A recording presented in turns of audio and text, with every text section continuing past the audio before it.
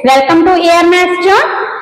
तो हम क्या कर रहे थे, 10th का मैथ कर रहे थे, जिसमें कि हमने हमारी पिछली वीडियो में सेकंड चैप्टर स्टार्ट किया था पॉलिनोमियल, जिसमें हमने पॉलिनोमियल क्या होती है उसकी डेफिनेशन की थी, उसके टाइप्स किए थे 3 डिग्री तक, मतलब डिग्री 1 को क्या कहते हैं लीनियर पॉलिनोमियल, डिग्री 2 हो तो उसे क्वाड्रेटिक पॉलिनोमियल, डिग्री 3 हो तो उसे क्यूबिक पॉलिनोमियल। फिर हमने उसकी ज्योमेट्रिकल इंटरप्रिटेशन की थी, ग्राफ से हमने ये बताया था, ग्राफ को देखकर कि हमने क्या बताया था कि कितनी जीरोस हैं। तो आज हम हमारी एक्सरसाइज 2.2 स्टार्ट कर रहे हैं। तो उसमें सबसे पहले उसकी थोड़ी सी इंट्रोडक्शन करते हैं कि क्या है।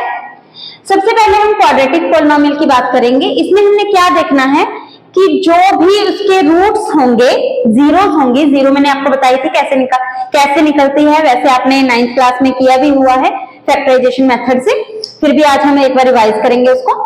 तो अगर हमें कोई भी क्वाड्रेटिक पॉलिनोमियल दी हुई है, जैसे कि एक क्वाड्रेटिक पॉलिनोमियल है ax² + bx + c, तो अगर यहां से दिख रहा है कि इसकी पावर 2 हाईएस्ट है तो इसके 2 रूट्स होंगे, तो उसमें सम ऑफ जीरोस मतलब रूट्स, ठीक है, सम ऑफ जीरोस क्या फॉर्मूला होगा उसका, -b/a, यानी कि -x का कोएफिशिएंट बाय x² का कोएफिशिएंट, और प्रोडक्ट ऑफ जीरोस क्या होगी, c/a, दैट मींस हमारा कांस्टेंट टर्म अपॉन x² का कोएफिशिएंट। अब इसको कैसे करते हैं वो देखते हैं। जैसे कि 2.2 का हमारा फर्स्ट सम है, हमें एक इक्वेशन दी हुई है, पॉलिनोमियल दी हुई है, नॉट इक्वेशन, अगर इक्वल्स टू 0 होगा, इक्वल का निशान आता है तो उसे इक्वेशन कहते हैं। यहाँ पे इक्वल नहीं है तो इसे हम पॉलिनोमियल कहेंगे। हमें एक पॉलिनोमियल दी हुई है x² - 2x - a। इसने कहा कि इसकी पहले तो जीरोस फाइंड आउट करनी है और फिर जीरोस और इसके कोएफिशिएंट में क्या रिलेशन है वो बताना है। ठीक है जी, हम स्टार्ट करते हैं। सबसे पहले हम इसकी जीरोस निकालेंगे। जीरोस निकालने के लिए क्या करते हैं, सबसे पहले कांस्टेंट टर्म को हम x² के कोएफिशिएंट से, कुछ नहीं लगा हुआ मतलब उसका कोएफिशिएंट 1 है, तो इससे मल्टीप्लाई करते हैं। तो हमारी कांस्टेंट टर्म है -8 और हमारा x² का कोएफिशिएंट है 1, -8 को 1 से मल्टीप्लाई किया, कितना आया, -8।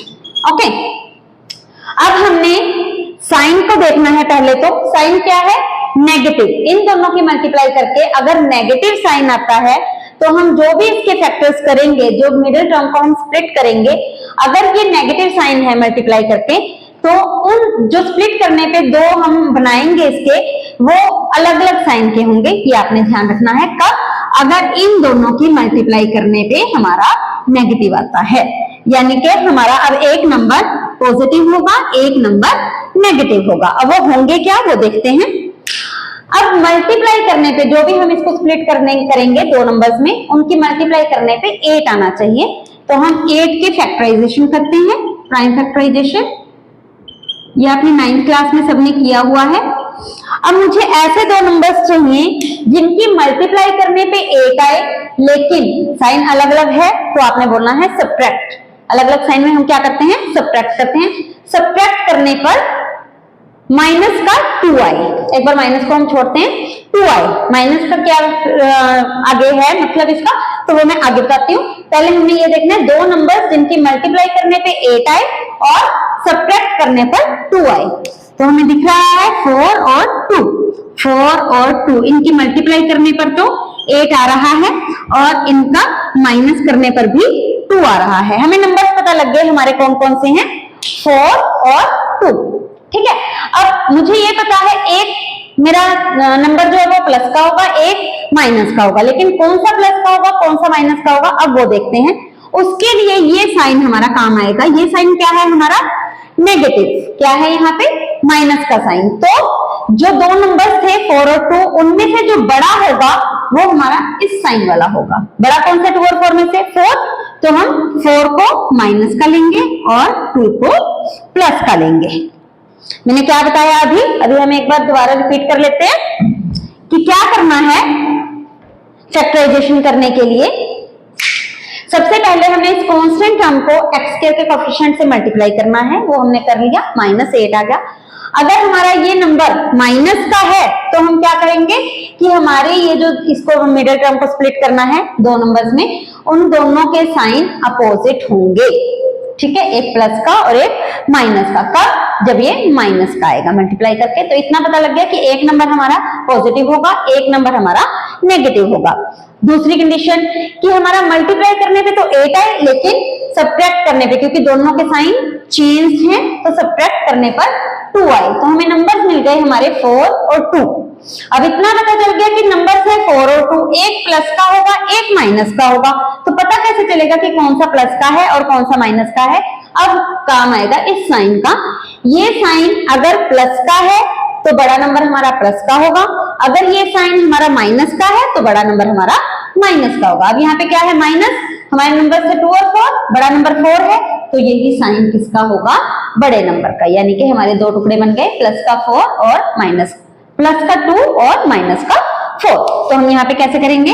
X square plus 2x minus 4x minus 8। इन दोनों नंबर्स के साथ हमने x लगाना है, क्योंकि हमने माइनस 2x को स्प्लिट किया है। अब इन दोनों को अलग से ले लो, इन दोनों में से क्या कॉमन आ रहा है? x। अंदर क्या बचा? यहाँ पर बचा x और यहाँ पर बचा 2, प्लस का 2। और यहाँ से क्या कॉमन आ रहा है? दोनों में नेगेटिव साइन है, माइनस का, और 4 कॉमन है, तो माइनस 4 कॉमन, यहाँ पे बचा x और यहाँ बचा प्लस 2। क्लियर?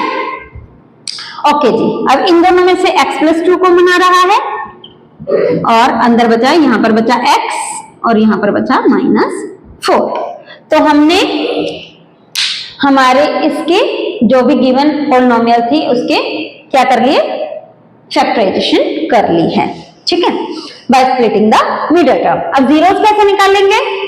जीरोस निकालने के लिए आपने फर्स्ट फैक्टर को भी इक्वल्स टू 0 रख देना है और सेकंड फैक्टर को भी इक्वल्स टू 0 रख देना है। यहां से x की वैल्यू आ गई -2 और यहां से x की वैल्यू आ गई 4। तो ये दोनों हमारे जीरोस बन गए इस पॉलिनोमियल की, यानी दो जीरोस मिल गई हैं हमें। कौन कौन सी? x equals to -2 and x equals to 4। अब देखते हैं, हमने अब दूसरी चीज, जीरोस तो निकाल दी, अब हमने दूसरी चीज क्या करना था? हमने रिलेशन देखना था इसके पॉलिनोमियल के कोएफिशिएंट्स के बीच में और इसकी जीरोस के बीच में। मैंने क्या रिलेशन बताया कि सम ऑफ जीरोस क्या होना चाहिए? -b/a और प्रोडक्ट ऑफ जीरोस क्या होना चाहिए? c/a। ठीक है जी, तो देख लेते हैं। हमारी दो जीरोस तो निकल गई, तो क्या हम इनका सम निकाल सकते हैं? सम ऑफ जीरोस क्या होगा? दोनों जीरोस को आप प्लस कर दीजिए। पहली जीरो है -2 और दूसरी जीरो है प्लस का 4। कितना आएगा? -2 + 4। दोनों के साइन चेंज है, मतलब हम माइनस करेंगे, 4 में से 2 गया 2, और साइन कौन सा लगाएंगे? जो इनमें से बड़े का साइन था। 2 का साइन, 4 का साइन, 4 बड़ा है, 4 का साइन है प्लस का, तो इसलिए ये प्लस का 2 आ गया। अब करेंगे प्रोडक्ट ऑफ जीरोस। क्या करेंगे? Product of zeros. देखते हैं जी, क्या थी हमारी जीरोस?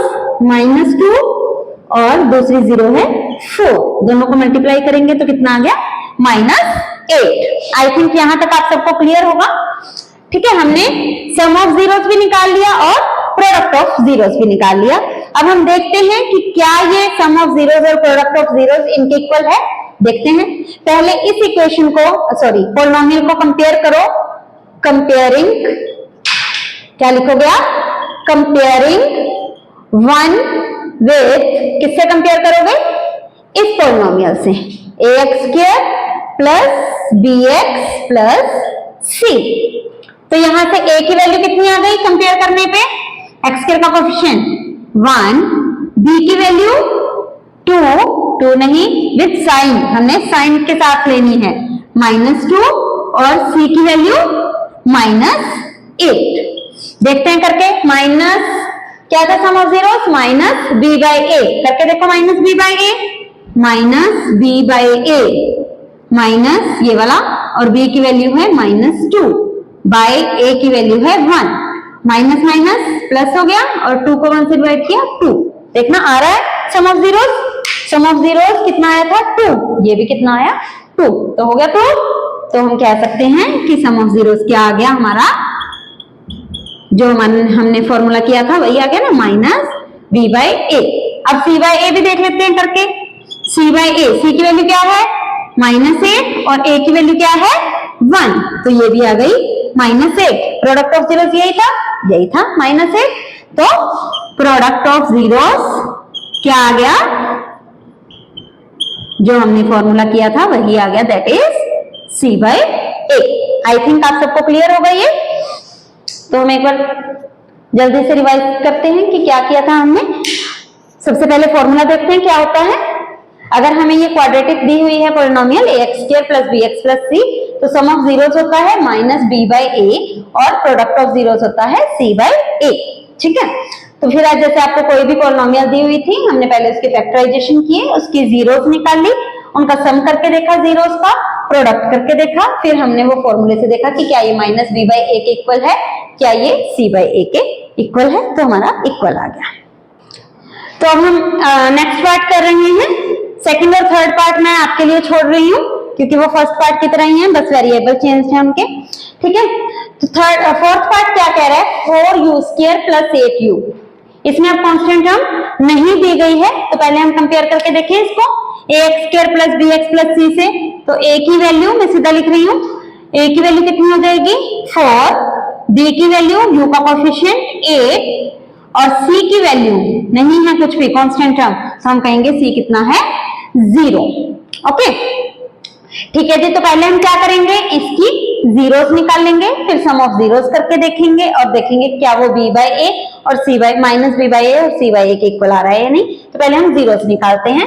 हमारी पॉलिनोमियल क्या है 4u² + 8u।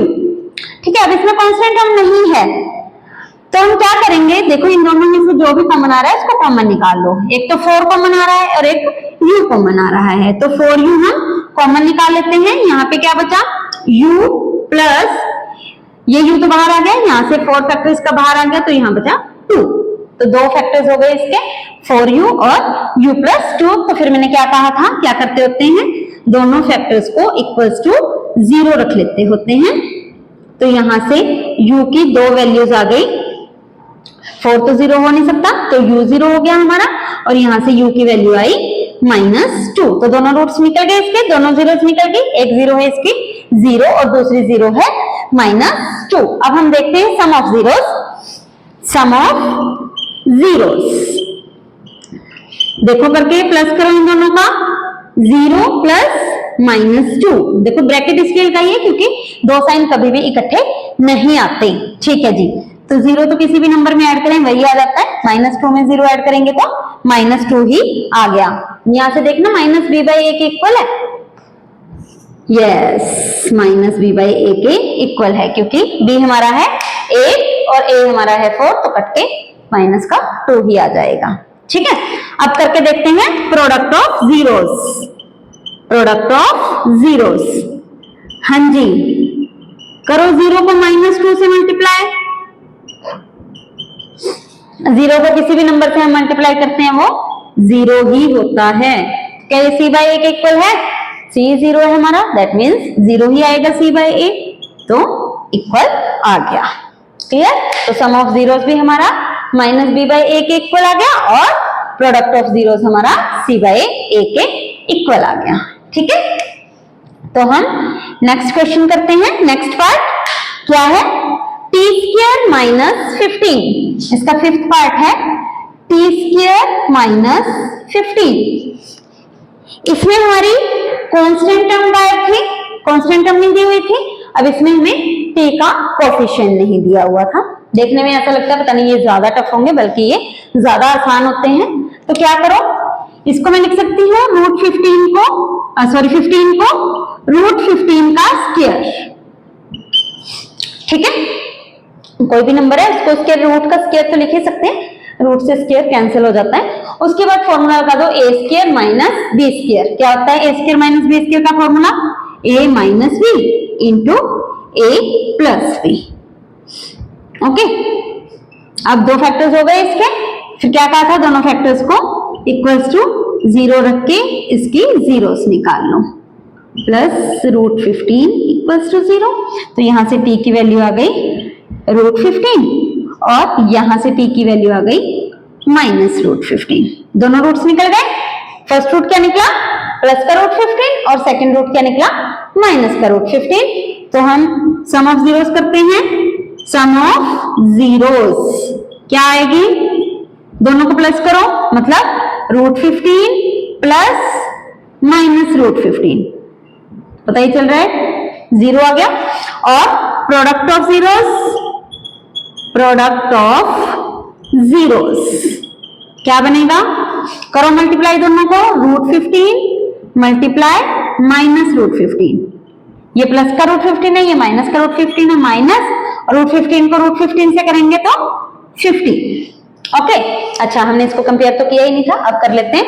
a की वैल्यू 1 टी स्क्वायर का कोएफिशिएंट, b की वैल्यू t का कोएफिशिएंट ठीक है ही नहीं तो 0 और c की वैल्यू -15, यहीं से करके देख लेते हैं। माइनस का b बाई a, माइनस का b बाई a, b ही 0 है, किसी भी नंबर से डिवाइड करेंगे 0 को तो 0, और c बाई a करके देख लेते हैं, -15 बाई 1 दैट इज -15। देखो जी अब सम ऑफ जीरोस कितना आया, 0, माइनस b बाई a भी हमारा 0 आया, तो हो गए दोनों बराबर। ठीक है जी, ये तो हमारा सही है। अब हम देखते हैं प्रोडक्ट ऑफ जीरोस, क्या होना चाहिए था product of zeros, c by a, c by a है हमारा -15 और प्रोडक्ट ऑफ जीरोस भी है -15, तो ये भी दोनों इक्वल। आई थिंक आपको समझ आ गया होगा, बहुत ज्यादा मुश्किल नहीं था ये। मैंने आपको तीनों तरह के एग्जांपल दिखा दिए जिसमें a, b और c तीनों थे, और अब ये दिखा दिया जिसमें हमारा कांस्टेंट टर्म मिसिंग थी, मतलब c 0 था, और हमने एक क्वेश्चन किया जिसमें कि x का कोएफिशिएंट नहीं था। अब आप कहोगे मैम a की वैल्यू 0 वाला तो हमने किया ही नहीं, हमने b की वैल्यू 0 वाला भी ये कर लिया, c की वैल्यू 0 वाला भी ये कर लिया, हमने a की वैल्यू 0 वाला तो कोई किया ही नहीं। भैया अगर a की वैल्यू 0 हो जाएगी, ये टर्म ही नहीं होगी, तो वो लीनियर इक्वेशन बन जाए, लीनियर पॉलिनोमियल बन जाएगी, और हम कौन सा कर रहे हैं अभी, क्वाड्रेटिक पॉलिनोमियल। ओके, ठीक है जी।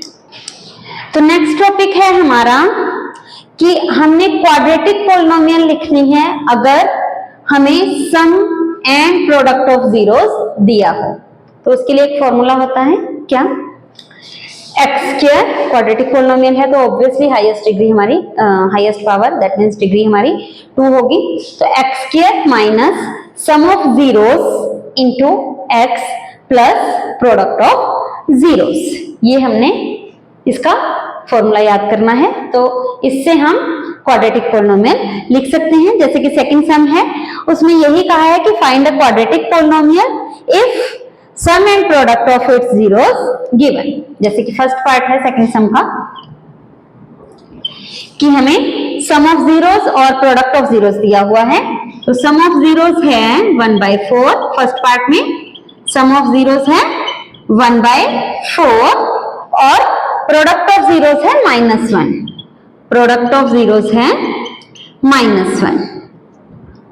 ठीक है जी, तो पॉलिनोमियल क्या होगी, क्या बताया मैंने अभी कि पॉलिनोमियल क्या होगी, x² minus sum of zeros क्या है 1/4 into x plus product of zeros क्या है -1। क्लियर, तो क्या आ गई x² minus x/4 -1 plus minus, अगर आप एलसीएम लेना चाहो तो एलसीएम ले सकते हो, 4 एलसीएम आ गया, क्या आ गया 4x² माइनस x माइनस 4, तो this is a required polynomial, got it.